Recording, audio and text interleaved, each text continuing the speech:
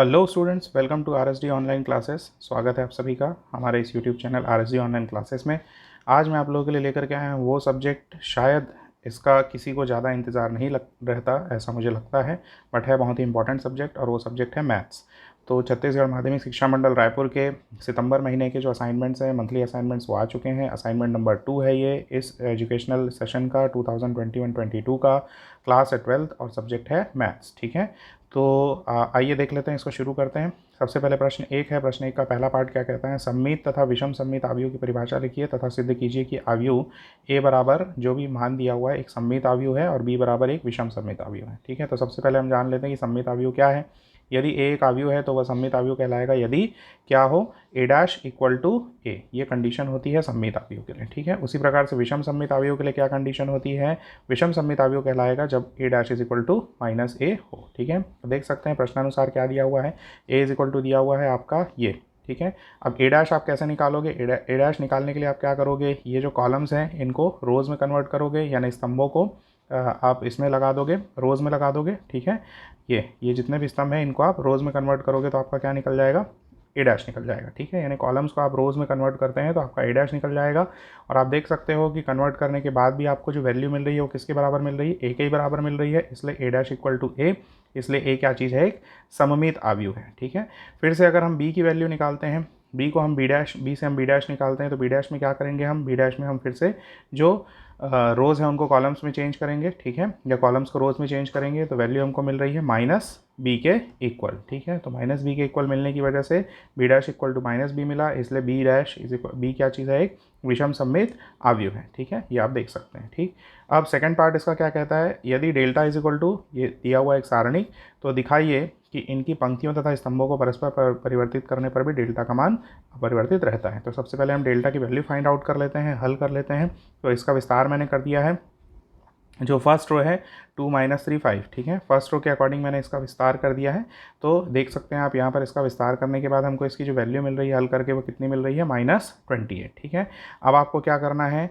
पुनः स्तंभों को बदलने पर, स्तंभ को हमने क्या कर लिया देख सकते हैं, ऊपर में जो स्तंभ है वो कौन कौन से हैं? ये जो स्तंभ है, पहला ये वाला स्तंभ है, ठीक है, दूसरा ये वाला स्तंभ है, इनको आपस में हमने क्या कर लिया है? इंटरचेंज किया है। ठीक है, तो इंटरचेंज करने से हमको क्या मिल जाएगा? ये मिल गया हमको। अब स्तंभों को बदलने के बाद फिर से आप इसको सॉल्व कीजिए, तो सॉल्व करने से आपको आंसर जो मिल रहा है वो कितना मिल रहा है? आंसर आपको मिल रहा है -28। ठीक है, तो -28 ही मिलने की वजह से दोनों बार डेल्टा की वैल्यू भी आपको कितनी मिली? ये मिली आपको -28, और डेल्टा डैश की वैल्यू भी आपको कितनी मिली? -28। तो इस तरीके से आपका डेल्टा इक्वल टू क्या मिल गया? Delta dash. ठीक है, तो ये चीज़ हो गया आपका, ये हल निकल गया। इसके बाद आ जाते हैं प्रश्न क्रमांक 2 पे। निम्नलिखित समीकरण निकाय को आव्यूह विधि से हल करिए। ठीक है, तो समीकरण निकाय को आव्यूह विधि से हल करने के लिए सबसे पहले हम क्या कर लेते हैं? दिए गए समीकरण A X is equal to B के रूप में लिख लेते हैं। तो A X is equal to B में ए में क्या आ जाएगा? जो भी उसके जो कॉन्स्टेंट्स हैं वहाँ पर जो उसके गुणांक हैं उसको हम ए सारणिक में लिख लेते हैं। एक्स में क्या आ जाएंगे? कौन कौन सी वैल्यू आ जाएगी? एक्स वाई जेड आ जाएगी, और बी में जो बराबर के बाद जो नियतांक है, कॉन्स्टेंट दिए हुए हैं, वो सब आ जाएंगे। ठीक है, तब x इक्वल टू क्या रिलेशन मिलेगा हमको? A inverse B. ये हो गया हमारा समीकरण नंबर एक। ठीक है, तो इसी वैल्यू को हमको फाइंड आउट करना है। हमको क्या क्या निकालना है? ए इनवर्स को निकालना है। तो पूरी जो प्रक्रिया रहेगी वो किसके ऊपर आधारित रहेगी? ए इनवर्स को निकालने के ऊपर। ठीक है, तो अब ए इनवर्स का फार्मूला क्या होता है? ए इनवर्स का जो फार्मूला होता है, ए इनवर्स इक्वल टू हो जाता है एडजॉइंट ऑफ ए और अपॉन क्या हो जाता है? मॉड ऑफ ए। ये फार्मूला होता है। तो ए इनवर्स निकालने के लिए आपको ये दो चीज़ें चाहिए। तो सबसे पहले मॉड ऑफ ए निकालेंगे, फिर एडजॉइंट ऑफ ए निकालेंगे। ठीक है, तो देख लीजिए मॉड ऑफ ए मतलब इसको सिंपली आपको सॉल्व करना है। तो कितना मिल जाएगा? Mod of A is equal to मिल गया -17। ठीक है, अब एडजॉइंट ऑफ ए निकालने के लिए आप क्या करते हो? देखो, सबसे पहले ये कंडीशन चेक कर लो। कंडीशन क्या दिया हुआ है कि कंडीशन ये है कि अगर ये जो मॉड ऑफ ए है ना, यहाँ पर देख लीजिए मॉड ऑफ ए, अगर mod of A not equal to 0 आए तभी क्या होगा? ए इनवर्स का अस्तित्व होगा। और अगर mod of A equal to 0 आए तो ए इनवर्स जो है वो एग्जिस्ट नहीं करेगा।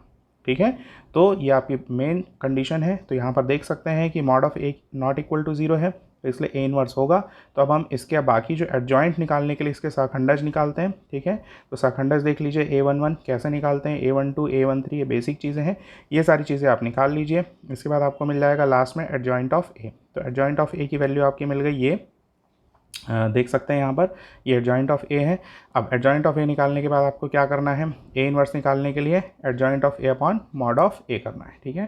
तो adjoint of A upon mod of A निकालने के बाद क्या हो जाएगा, -1/17 ये आपको मिल जाएगा, ठीक है। अब हमको निकालना क्या था शुरू में, समीकरण 1 के हिसाब से ए इनवर्स भी निकालना था, तो वैल्यू पुटअप कर दीजिए, ठीक है। सिंप्लीफाई करिए, तो सिंप्लीफाई करने के बाद आपको मिल जाता है लास्ट में A inverse B equal to ये -1/17 -7 -14 और -51, ठीक है। अब हमारा जो समीकरण 1 था वो क्या था, x equal to A inverse B था, तो x की जगह आप XYZ वैल्यू रख दीजिए और ए इनवर्स बी की जगह ये आपको मिला है।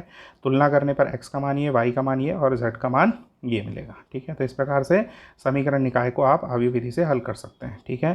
फिर तीसरा सवाल दिया हुआ है, किसी वर्ग आव्यूह के सखंडज को परिभाषित कीजिए। आव्यूह जो दिया हुआ है का सखंडज ज्ञात कीजिए तथा सत्यापित कीजिए।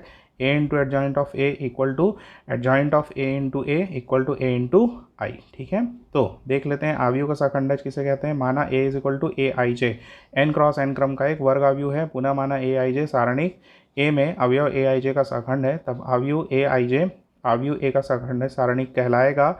आव्यूह ए आई जे के परिवर्त आव्यूह अर्थात ए आई जे डैश को आव्यूह ए का सखंडज कहते हैं, ठीक है। तो ये जो जैसे आप किसी भी आव्यूह के लिए अगर n क्रॉस n का आव्यूह है तो उसके लिए आप क्या निकालोगे, पहले सारणिक निकालेंगे। सारणिक में ये जो होता है ए आई जे का जो सखंड, ये क्या कहलाता है, ये ए आई जे का सखंड है, ये वाला, ठीक है।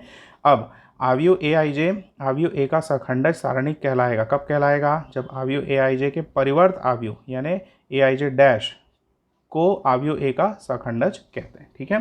तो ये हो जाएगा। अब आप देख सकते हो दिया हुआ है ये, तो दिए हुए सवाल में हम इसको आगे सॉल्व कर लेते हैं।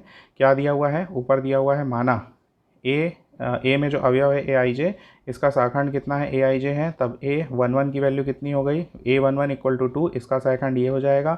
A12 इज इक्वल टू 3, इसका सखंड ये हो जाएगा। A21 इज इक्वल टू ये। इस प्रकार से चारों सखंड आपने निकाल लिए।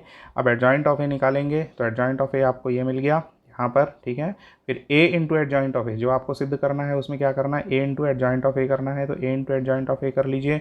तो कितना मिल गया आपको, a इंटू एडजॉइंट ऑफ ए की वैल्यू मिल गई आपको ये मिल गया 0 0, ठीक है।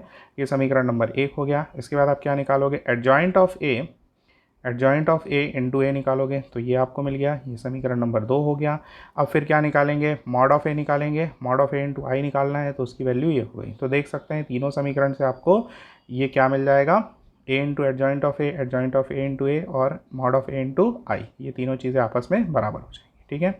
अब नेक्स्ट दिया हुआ है प्रश्न क्रमांक 4, सारणिकों के गुणधर्म का प्रयोग करके सिद्ध करिए। तो सारणिकों के गुणधर्म का प्रयोग करके हम सिद्ध कर सकते हैं। दिया हुआ है LHS, ये दिया हुआ है a² + 1 AB AC AB b² + 1 BC AC BC c² + 1, ठीक है। तो ये सिद्ध करना है आपको। तो लेफ्ट हैंड साइड में क्या किया है, सबसे पहले आपने ये संक्रिया को ध्यान देंगे आप, है ना। ये संक्रिया के हिसाब से ही पूरा का पूरा जो है वो इसका हल निकलेगा, ठीक है। तो सबसे पहले आपने क्या किया, R1 R2 R3 से क्रमशः A B और C उभयनिष्ठ ले लिया, ठीक है। तो इसमें से A को उभयनिष्ठ लिया, इसमें से B को और इसमें से C को, ठीक है। नेक्स्ट आपने क्या संक्रिया लगाई है, नेक्स्ट आप देख सकते हैं अगली संक्रिया है R1 - R2 इंटू R3 में R1 - R2 आपने किया है, ठीक है। तो ये वाला आपका R1 है, ठीक है, ये वाला आपका R2 है, ठीक है, ये वाला आपका देख सकते हैं यहाँ पर ये वाला आपका R1 है, ठीक है, ये वाला, ठीक है, ये R2 है और ये वाला R3 है, ठीक है। तो ये करने के बाद आपने क्या किया है, देखिए ये इसमें संक्रिया लगा लीजिए, संक्रिया आप करके स्वयं देख सकते हैं। तो आपको मिल जाएगा कितना, ये मिल जाएगा। इसके बाद अगली संक्रिया आपने क्या लगाया है, ये कॉलम 1 कॉलम 2 कॉलम 3 से, ठीक है। तो कॉलम 1 कॉलम 2 कॉलम 3 से क्या निकल जाएगा, 1/a 1/b 1/c उभयनिष्ठ लेने पर ये निकल गया, ठीक है। अब आगे इसको क्या कर लीजिए, सिंप्लीफाई कर लीजिए। तो सिंप्लीफाई करके आपको ये यहाँ पर सिद्ध हो जाएगा, ठीक है।